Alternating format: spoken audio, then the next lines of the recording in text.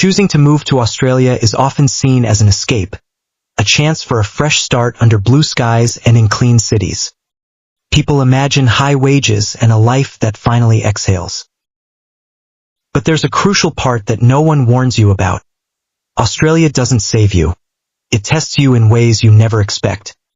The first shock isn't about the money. It's about loneliness. It's a strange paradox, surrounded by countless people, diverse accents, and unceasing noise yet feeling utterly invisible.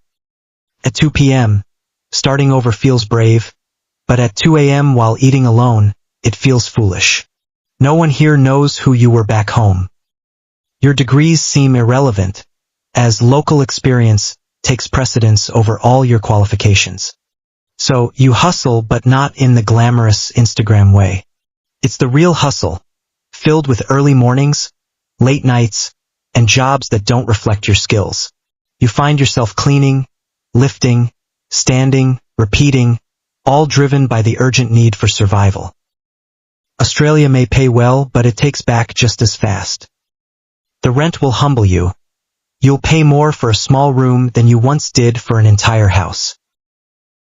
And when you reach out to landlords, you'll feel lucky if you ever hear back.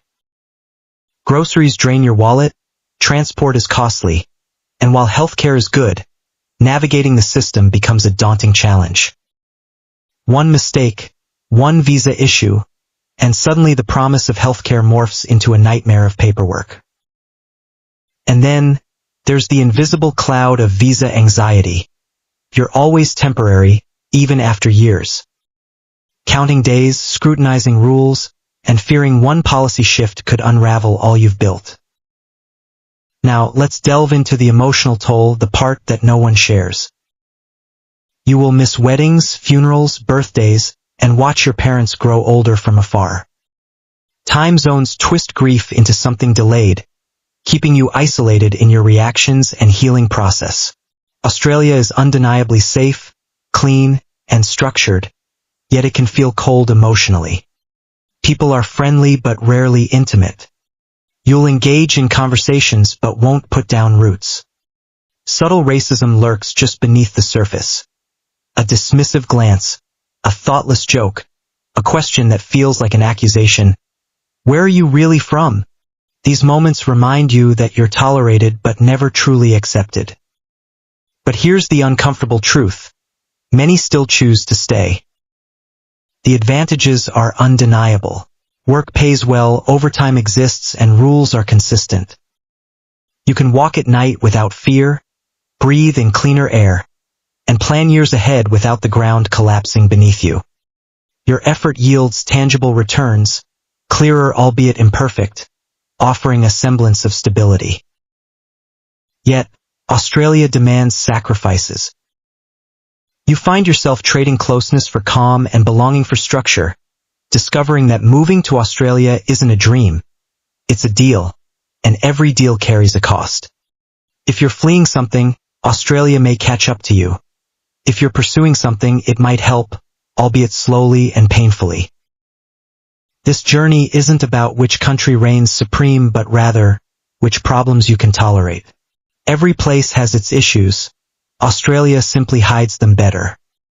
When the honeymoon phase fades, you're left wondering if you sought a better life or merely a different struggle. That struggle? It follows you home each night. The most challenging aspect of moving abroad isn't the job, the rent, or the visa stress. It's realizing that you no longer belong fully anywhere. At first, Australia feels like a temporary stop. You reassure friends back home, "I'm just here for a few years," as if that provides a safety net. Yet, as time passes, months fade away into monotonous routines of work, bills, and meal prep for mere survival. Gradually, home transforms into a distant memory. Friends stop saving stories to share with you, making assumptions about your busy life. Your parents shift from asking, "When will you return?" to saying, "Just stay safe there." To you, it sounds supportive but feels like a permission slip to drift further away.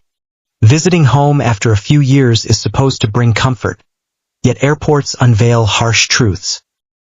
Landing back home becomes a chaotic experience. Everything appears smaller, faster, and emotionally charged. You find yourself comparing aspects that never used to bother you. Australia alters your threshold for struggle. But the twist? Australia doesn't fully embrace you either. You can live, work, and pay taxes there yet feel like a guest in your own existence. Small moments chip away at your sense of belonging. How long are you staying? Or you speak English well, serve as reminders that you are borrowed, not rooted. This emotional math is incomprehensible. Back home, you're the leaver. Abroad, you're the newcomer. Nowhere carries permanence. Everywhere feels contingent. You immerse yourself in busyness, chasing permanent residency, better jobs, higher pay, believing that once you secure your future, it will all feel meaningful. But stability abroad doesn't erase the distance. It simply dulls it. You still miss key family moments, witness aging through screens, and celebrate milestones with people unfamiliar with your cherished childhood stories. One day, the realization hits. Moving abroad was less about relocation and more about an irreversible divide in your identity. Half of you resides in memories while the other half fights for survival. Neither side feels whole, and that's the hidden struggle that never makes it to social media. Australia can offer structure, safety, and opportunity, but its price is subtle. You trade the certainty of belonging for the certainty of stability. And migrants often don't voice the struggle, as acknowledging it feels like admitting that the sacrifice might be a perpetual state.